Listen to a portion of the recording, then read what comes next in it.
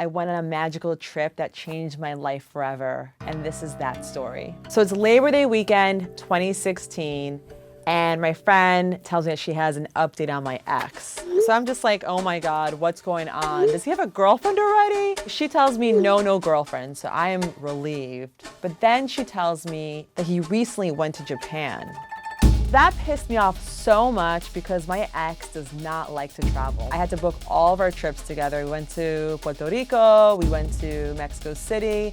It was all because of the work that I did to plan these trips. And one of the big trips I wanted to do for us was to go to Tokyo. It's been my dream trip since I was a kid. So fueled by Instagram jealousy, I ran back to my apartment and immediately began Googling trips to Japan. I found round trip tickets for $750. Woo! Then I texted my childhood friend Pat and I told him about this crazy cheap deal that I found. He was down, I was down.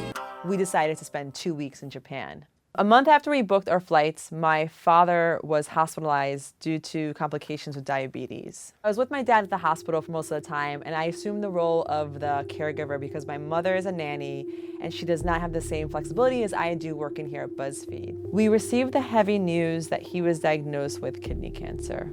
I never thought that I'd be in a situation where either of my parents would have cancer. So I took my dad to 2 different oncologists, and they both agreed he needed a tumor removed from his left kidney. I somehow miraculously got him into one of the best hospitals in the country. But I was getting nervous. The trip to Japan was getting closer and closer, and I wasn't at work a lot. And I asked my boss at one point, should I still go to Japan? Is that okay? She said, please go. You need to travel and get your mind off things. And with my family and boss's blessing, I hopped on a plane with my friend Pat, and we embarked to the land of the rising sun.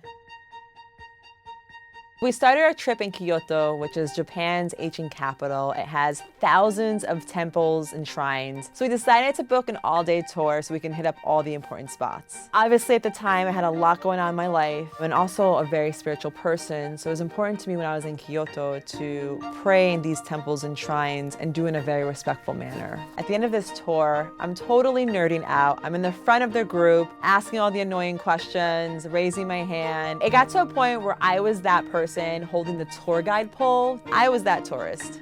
And all of a sudden, I noticed this cute guy, and I think he's looking at me.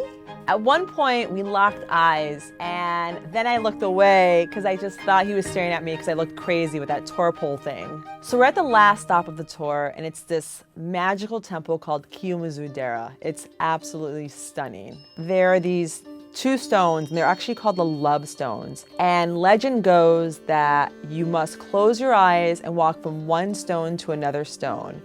And if you're able to walk from one stone to another stone with your eyes closed without any help, that means you won't need help finding love. However, if you walk from one stone to the other stone and you need help, you will need help finding love. Whether it's a matchmaker, your mom, Tinder, you're gonna need help. So my friend Pat walks from one stone to the other. They're about 60 feet apart, and he is flawless. I do it, and I'm a hot mess.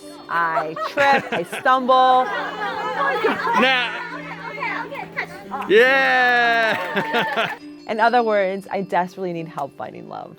Before we knew it, it was time to head back to the tour bus and go back to our hotels. So as I get back in the bus, I noticed that that really cute guy who I thought was checking me out, he was sitting in the back of the bus too. It was weird because he definitely wasn't sitting in the back of the bus throughout the whole day of this tour. So I hear him talking about traveling and where he's been in Japan. So I turn around and start talking to him. We're hitting it off. He introduced himself as Josh. I told him I was Alexis, and then I quickly introduced him to Pat, but I made sure to say, this is my friend, Pat. So he knew I was traveling with a homie and not a boyfriend. So then I gave my Instagram handle and I told him to follow me, which he did. I became friends with this girl named Molly from Australia, and we made plans to hang out that night. So I figured I'd ask Josh to join us because he's also an Aussie. Why not?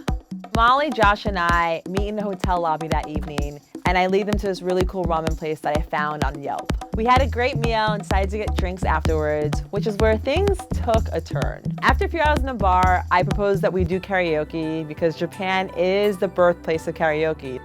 You know that chemistry you have when you go out with a crush? Your arms are brushing each other, your legs are rubbing next to each other, and you feel that spark in the air. That's how it felt singing with Josh. Molly finally leaves to go to the bathroom. The second Molly leaves the room, Josh and I begin looking at each other and we just start immediately kissing. 4 a.m. rolls around and we leave the karaoke bar. After we dropped off Molly, Josh and I headed straight to his hotel. The next morning, we woke up together and ate a hungover lunch at McDonald's. We ended up spending the whole day together and we really opened up about our lives. He tells me that his parents are both cancer survivors, so I told him about my dad's recent cancer diagnosis, and we really bonded over that. Josh and I spent 36 hours together, and the only reason we stopped hanging out was because he had to go back home to Australia. I still had a week left in Japan, so I finally met up with Pat again. Remember him? All the while, Josh and I kept talking on WhatsApp. It felt like he was my boyfriend, even though he wasn't. Eventually, my trip to Japan ends and I'm back in New York City. A few random guys from my past asked me to hang out and it frustrated me. These boys were playing themselves. I hadn't heard from them in months and they just started popping up on my trip after Japan, and it just gave me clarity that really the only person I wanted to be with was Josh. A few days later, I was on the phone with Josh and I just told him the truth. I was like, look, I only want to be with you and no one else.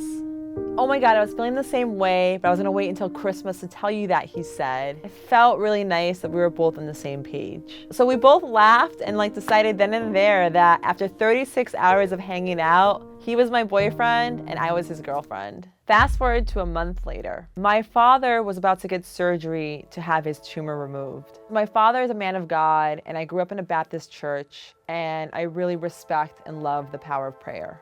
But nothing had prepared me for my father's surgery update. A few days after surgery, my father's doctor called and he said that my dad's tumor was benign. I thought back to the two things I distinctly prayed for in Kyoto. First was my father's health. I prayed for a speedy recovery. I wouldn't be the optimistic woman that I am today if it wasn't for him. So that was a really important prayer in Kyoto. The second thing I prayed for in Kyoto was true love. So here I am in my mid-30s, and I prayed to find true love no matter my age. And I was like, if I find true love in my 40s or 50s or 60s, I'd be okay with it. I just want to find the right person. I'm sure you're wondering what's going on with Josh and I now.